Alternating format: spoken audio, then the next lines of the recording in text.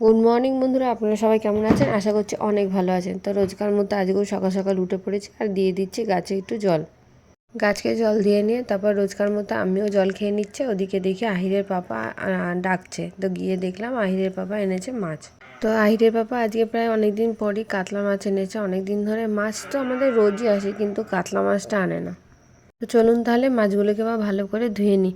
তো এই মাছ দেখলে আমার আজ থেকে প্রায় 4-5 বছর আগেকার কথা মনে পড়ে যায়, যখন প্রথম আমি বিয়ে করে এই বাড়িতে আসি।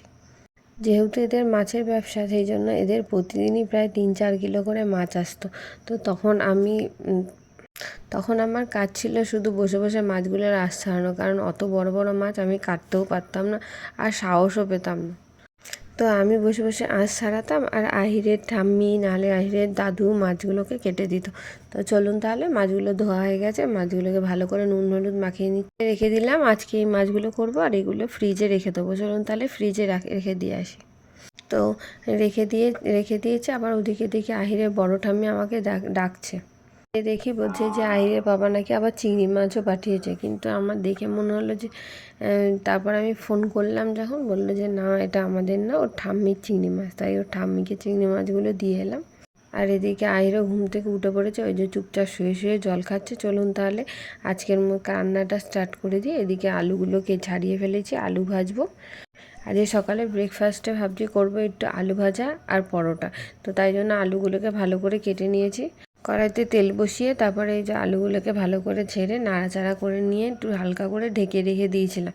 তারপর চালটা ভিজিয়ে দিলাম। তারপর ওদিকে আহিরকে বড়াতে গেলাম ব্রাশে। এই যে তিনজনে উঠে পড়েছে, ব্রাশ করা বলে রোজকার শুধু খেলা।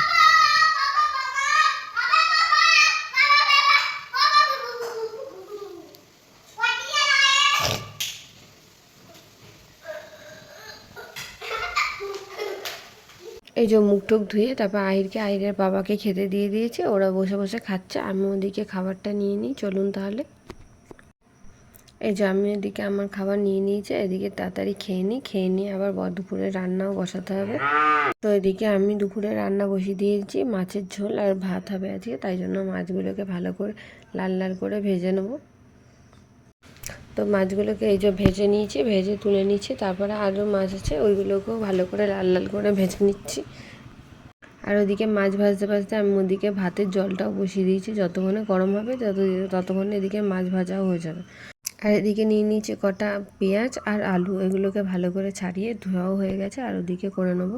ওদিকে একটুখানি বাটিতে মশলাগুলোকে ভালো করে একটু জলে গুলে রাখলে আমি দেখেছি রান্না করতে সুবিধাও হয় আর একটু টেস্টও হয়। তো ওই জন্য একটা বাটিতে হলুদ লঙ্কা জিরে গুঁড়ো সব আর একটু নুন দিয়ে ভালো করে গুলে রেখে দিচ্ছি। আর ওদিকে দেখুন জলটা গরম হয়ে গেছে, ওই জন্য চালটা দিয়ে দিলাম।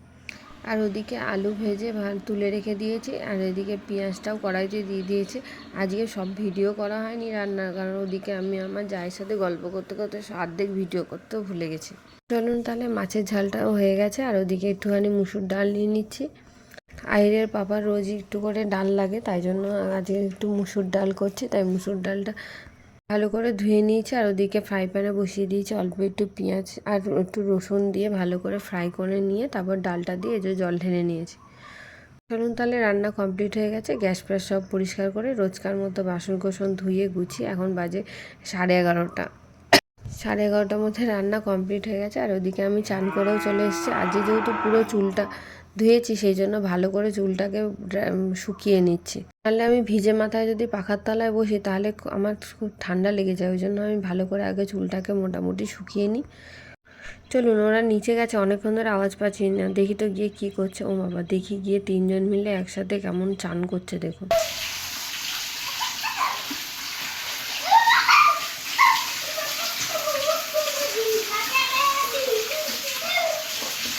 দেখেছেন তিনজন মিলে কি করছে? সব কটা কল খুলে দিয়েছে, শাওয়ার দুপাশে দুটো কল সব খুলে দিয়ে তিনজন মিলে চান করছে। আর একজন ওদিকে বসে ভালো করে পুরো সাবানটাকে গলিয়ে নষ্ট করছে। ওই জন্য ওদিকে চুপ করে বসে আছে আর এরা দুজন এদিকে চান করছে। চলুন ওদেরকে নিয়ে এবার ওপরে যাই। ওপরে নিয়ে গিয়ে গা হাত পা মুছিয়ে নিয়ে তারপরে খাওয়াতে বসে পড়েছি।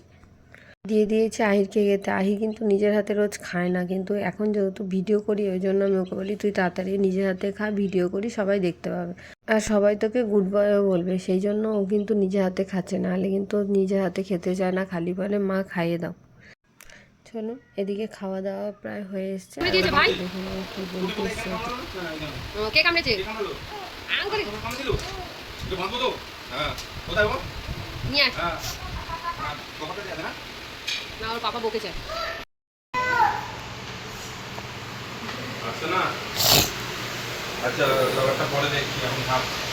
কি হয়েছে, আসছে না? আচ্ছা জেঠুকে একটু ডাক, জেঠুকে ডাক, আবার ডাক, ডাক। কোথায় কামড়েছে একটু দেখা।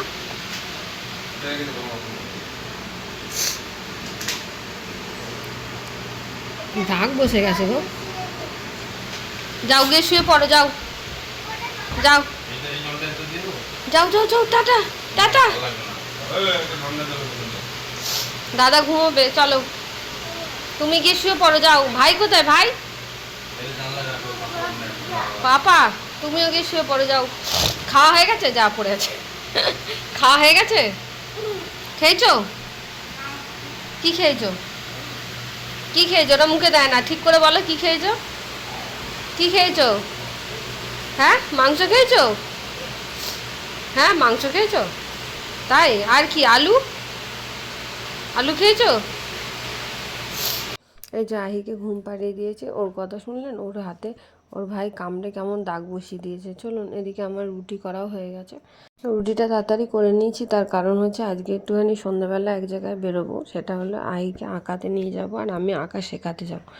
ওদিকে দেখুন আহির উঠে পড়েছে, কিন্তু কোথায় আছে দেখবেন, ওই দেখুন ওকে দিয়েছি কটা ঝুড়ি ভাজা খেতে, এদিকে ও সব বালিশের তলায় গিয়ে ঢুকে বসে বসে লুচি খাচ্ছে, ঝুড়ি ভাজাগুলো খাচ্ছে। ও দেখুন নিজে প্যান্ট পরতে পারে না, আমার ভাইকে প্যান্ট পরাচ্ছে, ভাইরাও তেমনি দাদা দাদা করে ভাই দাদার কাছে প্যান্ট পরতে। এই যে ওদেরকেও কটা ঝুড়ি ভাজা দিয়েছি একই বাড়িতে, এই যে তিনজন মিলে তাই ঝুড়ি ভাজা খাচ্ছে।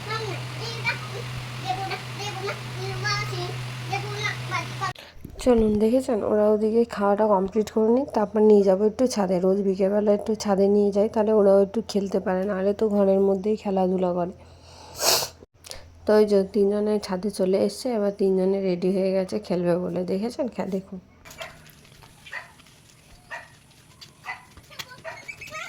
হুম হুম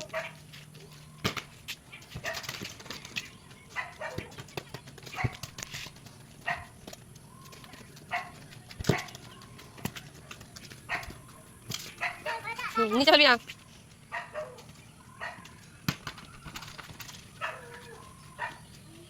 এই যে আমরা এদিকে যে সন্ধ্যা হয়ে গেছে নিচে চলে এসেছি, এসে রেডি হয়ে গেছি যাব আঁকাতে। তো চলুন তাহলে যাওয়া যাক। তো এই যে আমরা বেরিয়ে পড়েছি, বেরিয়ে চলেও এসেছি আঁকাতে। আহিরকে ওদিকে এক আঁকতে দেবো, আহির আর এক করবে। যাই হোক একটা গাছ আঁকতে দিয়েছি, ওটাকে ও করার চেষ্টা করছে।